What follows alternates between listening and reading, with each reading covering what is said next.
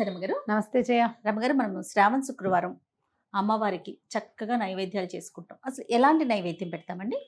అన్న నివేదన ఏదైనా బియ్యంతో చేసేవి పాయసము, పులిహోర, దద్దోజనము, పెరుగన్నం, అదే దద్దోజనం లాంటిది, తర్వాత ఏమో కట్టె పొంగలి, గుడాన్నము, అలా ఏదైనా పెట్టుకోవచ్చు. ప్రధానంగా ఏంటంటే లక్ష్మీదేవికి శనగపప్పుతో చేసిన వస్తువులు చాలా ఇష్టం అని చెప్తారు. శనగ గింజ ఆమెకు మంచిది, ఇష్టం. ఇప్పుడు ఈ రోజు మనం ఏం చూపించబోతున్నాం? మనం రవ కేసరి చేద్దాము. సాధారణ రవ కేసరి ఏం చేస్తామంటే మనం నేతిలో రవ్వను వేయించి పక్కన మరుగు నీళ్ళు పెట్టుకుని ఈ మరుగు నీళ్ళు ఎత్తిపోసి రవ్వ ఉడికాక పంచదార వేస్తాం. ఇవాళ కొంచెం డిఫరెంట్గా కొత్త రుచిగా ఉండేది అదే రవ్వ, అదే పంచదార, అంతా అదే. తప్పకుండా చిన్న మార్పుతోటి మనం ఏం చేద్దామంటే ఏం కప్పుతో వండదలుచుకున్నామో ఒక చిన్న గ్లాస్ అనుకోండి, చిన్న గ్లాస్ రవ్వ, ఆ చిన్న గ్లాస్ రవ్వని ఒక చిన్న గ్లాసు పాలతోటి నానబెట్టండి. ఎంతసేపు నానబెట్టారండి? ఒక గంట అయింది, 30 గంట అయింది. 1 అవర్ పాలు పీల్చేసేదాకా ఇంచుమించుగా రవ్వ అంతా నానిపోయింది. ఇవి హోల్ మిల్క్ కనుక అయితే ఎక్కువ రుచిగా ఉంటుంది. దీని సింపుల్ కొలత: ఒక గ్లాస్ రవ్వ, గ్లాస్ పాలు, గ్లాసు నెయ్యి. నెయ్యి కూడా గ్లాస్ పడుతుంది, కానీ నెయ్యి అంతా బయటకు వస్తుంది. ఆ ఉన్న నేతితోటే ఇది రుచిగా ఉంటుంది. అయితే పంచదార మనం గ్లాసుకు జనరల్గా ఒక గ్లాస్ వేస్తారు, కానీ సరిపోదు, తీయగా ఉండదు, కొంచెం కమ్మగా మాత్రమే ఉంటుంది. తీపి ఉండాలంటే 1.25 నుంచి 1.5 వరకు వేసుకోవచ్చు, ఇంకేం లేదంతే. నీళ్లు 1కి 4 వేసుకోవాలి. దీనికి ఆల్రెడీ ఒక పాలు పోసాం కదా, 4 నీళ్లు పోస్తాం అన్నమాట. ఇది ఉడకాలి కదా ఇదంతా. సో మొదట ఏం చేద్దామంటే, మొట్టమొదట రవ కేసరి అనుకోగానే కప్పు రవ్వని కప్పు పాలల్లో నానబెట్టి పక్కన పెట్టండి. మీరు మిగిలిన పనులు చేసుకునే లోపల ఒక గంటలో ఇది గట్టిగా తోడినట్టు. అంటే ఈ రవ్వ తడి మీద నిదానంగా పాలల్లో ఊరిపోయి మొత్తం పీల్చేస్తుంది. కొంచెం మందపాటి మూకుడు మాత్రం తీసుకోండి. మన ప్రెషర్ ప్యాన్ ఉంటుంది, కుక్కర్, అలాంటిది తీసుకుంటే మీకు అడుగు మందంగా ఉంటే మాడకుండా బాగా వస్తుంది. మరి పెద్ద స్టవ్ ఎక్కువ ఫ్లేమ్ ఉంటే పెట్టుకోవద్దు, మాడుతుంది. చిన్నదాని మీద పెట్టుకుంటే మంచిది. అందుకని ఇటు తిప్పేసాం కదా, కొద్దిగా నెయ్యి వేసి కొంచెం జీడిపప్పులు, కిస్మిస్లు, మీరు కావాలనుకుంటే బాదం పప్పులు 1 గంట నాననిచ్చి చెక్కు తీసేసి తోలు వెళ్ళటం సన్నగా చీల్చేసి అవి కూడా వేసుకోవచ్చు. మొత్తం వేసేనా రమ్మగారు? వేసేయమ్మా. జీడిపప్పులు, కాసిన కిస్మిస్లు, మీరు ఏవి కావాలంటే అవి వేసుకోవచ్చు, ఏవంటే అవి. కొద్దిగా వేయించేసి. మీరు చేస్తారండి? ఎప్పుడు చేస్తారు? శ్రావణ రవ కేసరి ఎక్కువ చేస్తాను జయ నేను. రవ కేసరి తరచుగా ఎప్పుడైనా 15 రోజులకు ఒకసారి స్వీట్ తినాలనిపిస్తే గబుకొని కొంచెం సేమియా పాయసం, బుజ్జిది. శుక్రవారాలు సాయంత్రం, శనివారం సాయంత్రపు నివేదన కోసం కూడా పనిచేస్తుందని. కొంచెం పూజ చేసుకున్న పూట ఉంటుంది కదా, రోజువారీ సాయంత్రాలు పెద్ద నివేదన హడావిడి ఉండదు, ఏదో పండే పెడతాము. శుక్రవారము, శనివారము, ఏమైనా పర్వదినాల్లో అలాంటప్పుడు సాయంత్రపు నివేదనకి చేస్తాను. ఈ పాలు పోస్ట్ చేసేది యాక్చువల్గా ఇది మన వైపు చేయటం తక్కువే, మనం చేయము. కాస్త ఇటు గుజరాత్ వైపు చేస్తారు. మా అక్కయ్య వల్ల నాకు ఈ ఐడియా తెలిసిందనమాట. సో నేను చేస్తే ఇది నచ్చింది చాలా, నాకు బాగా డిఫరెంట్ గా ఉంటుంది. హల్వా పాలు పోయటం మనం తక్కువే చేస్తాము. కొత్త వెరైటీ చూపిస్తాం. దీంట్లో ఒక సీక్రెట్ ఇంగ్రీడియంట్ ఒకటి ఉంటుంది, ఏంటండి? వేసేటప్పుడే చెప్తా. సో జీడిపప్పును కిస్మిస్ వేయించేసుకున్నాం కదా, కొద్దిగా నెయ్యి ఉందిగా, ఆ నానబెట్టిన రవ్వ అలాగా వేసి దబుక్కని వేయకపోక కొంచెం వేసి కొద్దిగా నిదానంగా వేయి.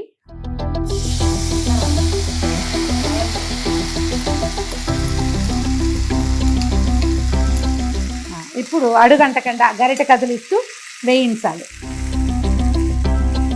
పాలు కదా కొద్దిగా అడుగు పట్టుకున్నట్టుగా ఉంటుంది, కొద్దిగా అలాగా వేయించాలి. ఏదైనా నాన్ స్టిక్ ప్యాన్లు కొన్ని రకాలు ఉంటాయి, అంటే పూర్తి నాన్ స్టిక్ కాకుండా మన పాత్రల్లోనే అడుగు పట్టుకోకుండా ఉండే రకంవి చూసుకోండి.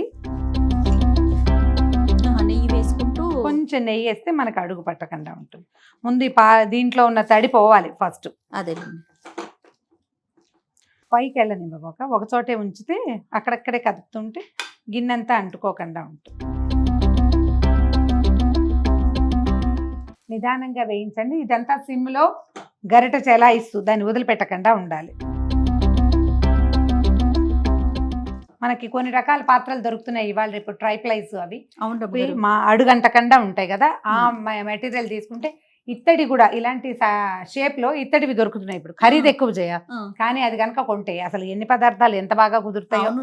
వంకాయలు అవి బ్రహ్మాండంగా వేయించుకోవచ్చు, చూసుకొని కొనుక్కోవాలి. నాన్ స్టిక్ మాత్రం వెళ్ళకండి. చూసావా పాలు ఎగిరినాయి, రవ్వ శుద్ధ అయింది, కొద్దిగా ఉప్మా లాగా కనపడుతుంది. అట్లాగా దీన్ని సరిచి నిదానంగా. ఈ లోపల మనం ఏం చేయాలంటే ఈ రవ్వని ఈ పొయ్యి ఎక్కిస్తున్నప్పుడే మనం ఏ కప్పుతో రవ్వ కొలత తీసుకున్నామో ఆ కప్పుతో ఒక 4 కప్పుల నీళ్ళు పెట్టుకోవాలి స్టవ్ మీద. ఓకే.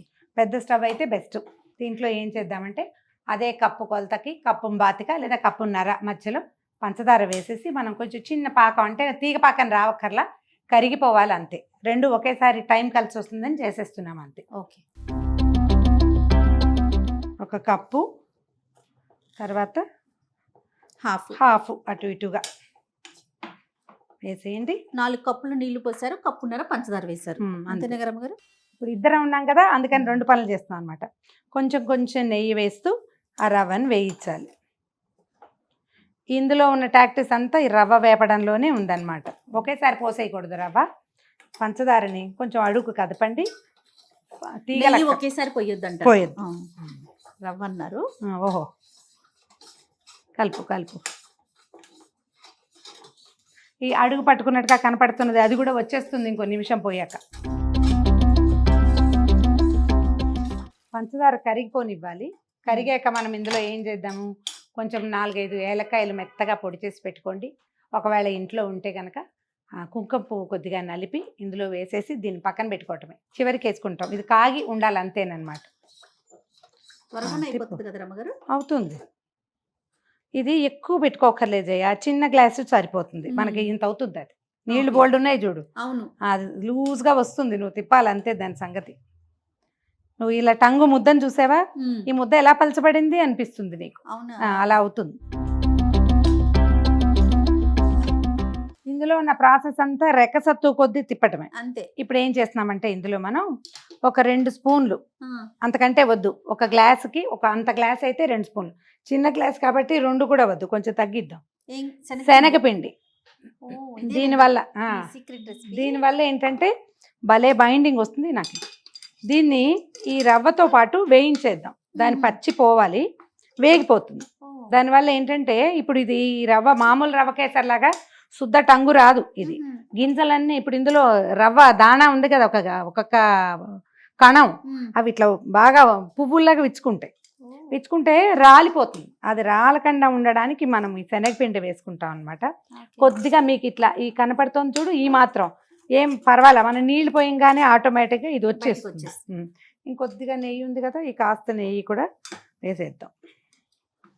నెయ్యి వేసి వేయించండి. ఇది మీరు ఎంత బాగా వేయిస్తే అది అంత బాగా రుచిగా వస్తుంది అనమాట.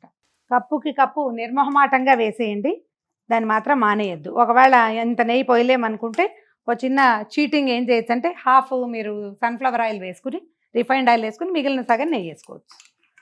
మాతో ఎందుకు చేయించలేదు చీటింగ్ అని అడుగుతుంది ఇప్పుడు జయ. నేను అడగనండి, నేను అడుగుతుంది. వేయగలిగితే నెయ్యి బాగుంటుంది. అమ్మవారికి పెట్టేది కదా, అందుకని బుజ్జి గ్లాస్ తోటే చేసుకుందాం. స్టవ్ ఆఫ్ చేశారు? ఆపేసా. ఇందులో ఏం చేశాను, నీళ్లు ఇది పంచదార బాగా కరగనిచ్చి ఇందులో కొంచెం ఏలక పొడేసాను, తర్వాత ఏమో కుంకుమ పువ్వు వేసాను. ఏదైనా ఫుడ్ కలర్ వేసుకోదలుచుకుంటే చీమ తలకాయ ఎంత అంటే ఎంత కొంచెం అది వేసుకోదలుచుకుంటే అని చెప్పాను. మీరు వద్దనుకుంటే మానేయచ్చు. ఇదిగో చూడండి ఎంత లూజ్గా ఎలా వచ్చిందో చూడండి, చక్కగా వచ్చేసింది. ఇంకా వస్తుంది, అప్పుడే కేసరి ఫ్లేవర్ వచ్చేసింది, వాసన వస్తుంది. దీని వల్ల కాదు వాసన వస్తుంది మనకి, కుంకుమ పువ్వు, ఏలకలు కుంకుమ పువ్వు వల్ల వాసన వస్తుంది. ఇది కొంచెం పెద్ద పని, మనకు అలవాట్లేంది, కానీ చాలా కొత్తగా రుచిగా ఉంటుంది. ట్రై చేసి చూడండి, ఎప్పుడైనా ఒకసారి చేసుకోవచ్చు. ఎప్పుడు రొటీన్గా కాకుండా కాస్త కొత్తగా. ఇది వరకు అసలు పంచదార పాకంలో రవ్వ పోసేసేవాళ్ళు, వేయించటాలు గీయించటాలు కూడా చేసేవాళ్ళు కదా. రవ్వ కేసరి అంటే 5 నిమిషాల పని. ఉప్మా కంటే సింపుల్గా ఉండేది. మనమే వేపుళ్ళు అవి పెట్టి ఇంకా రుచిగా ఇంకా బాగుండేలాగా చేసుకుంటున్నాము. ఇది ఇంకా కొత్తగా ఉంటుంది. వేగింది చూడు, వాసన వస్తుంది కదా. అవునండి. శనగపిండిని కొంచెం చక్కగా వేగేలాగా, లేకపోతే పచ్చివాసన వచ్చి రుచి పోతుంది. ఓకే. ఇంచుమించుగా మనం వేసిన నెయ్యి మెరుస్తుంది చూడు ఇందులో. కొద్దిగా అవసరానికి మించి పెద్ద పాత్రే పెట్టుకోండి. మనం నీళ్లు పోసేసరికి ఇదంతా పొంగి వస్తుంది. ప్లస్ చెయ్యి తిరగాలి కదండి. చెయ్యి తిరగాలి. వేగిపోయింది చూడు, శనగపిండి వేగింది. ఇది మెల్లిగా అంటుకోకుండా ఇలా ముక్కలు ముక్కలుగా వచ్చేస్తుంది. ఇదంతా కూడా మనం నీళ్లు పోసాక వచ్చేస్తుంది, ఏం కంగారు ఏం లేదు. ఇది గీకాలి కష్టము అలా ఏమనుకోవద్దు. ఆ మాత్రం కూడా అడుగంట కన్నా ఉండే పాత్ర దొరికితే మరీ మంచిది. చక్కగా చెండులా వస్తుంది.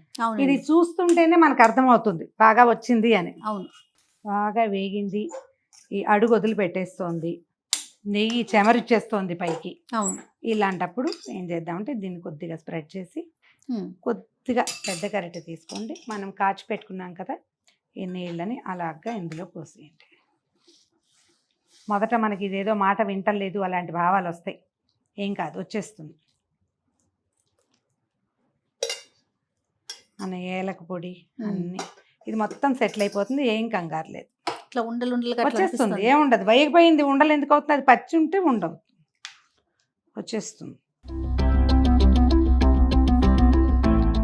నీళ్ళు పోసి అలాగా తిప్పండి క్లాక్ వైజ్లో. ఒకే వైపు ముందుకి వెనక్కి తిప్పితే మన మాట విందేది. ఒకే వైపుకి తిప్పుతూ కొద్దిగా ఉండగా ఉన్నదాన్ని అట్లా గరిటెతో అలా 4 నిమిషాల్లో వచ్చేస్తుంది జయ. ఇది హైలో పెట్టద్దు, పెడితే ఇదంతా కొత్తలాడి చుట్టూతా పడిపోతుంది, నెయ్యి చిట్చిట్టమంటుంది, అడుగంటిపోతుంది. సిమ్లో ఉంచండి అంతే. ఇగో మొదట నీ పోసినప్పుడు రవ్వ ఎట్లా ఉంది, ఇప్పుడు చూడు ఎట్లా వచ్చేసింది. బోళ్ళంత నెయ్యి వేసామా, అది అడుగంటనివ్వదు. ఈ కొత్త ఏంటంటే ఇది వస్తుంది చూడు, ఆ నెయ్యిని విడిచేసే లక్షణం అనమాట. నెయ్యి మనం కప్పు నెయ్యి పోసాం, అదంతా రావాలి బయటికి.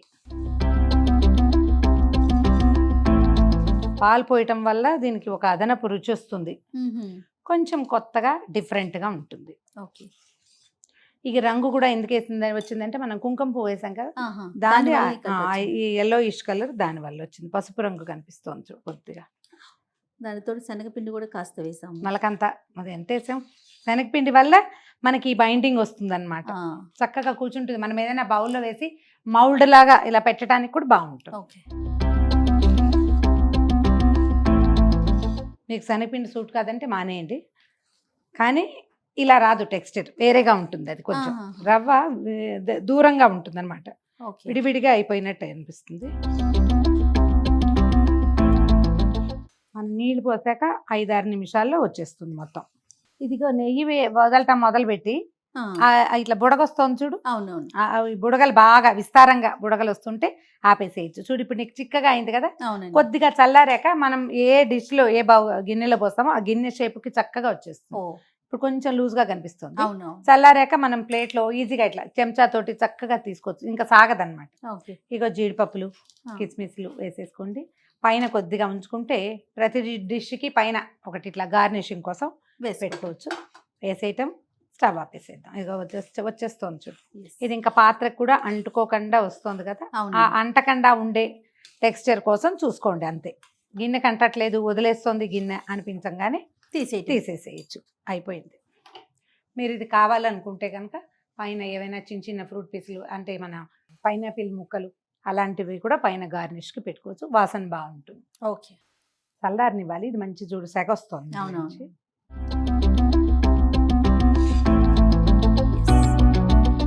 తిప్పకపోతే నీకు ఇది అడుగండే ప్రమాదం ఎక్కువ దీనికి, ఎందుకంటే ఇందులో పాలు ఉన్నాయి కాబట్టి. పాలకు ఆ గుణం ఉంటుంది కదా.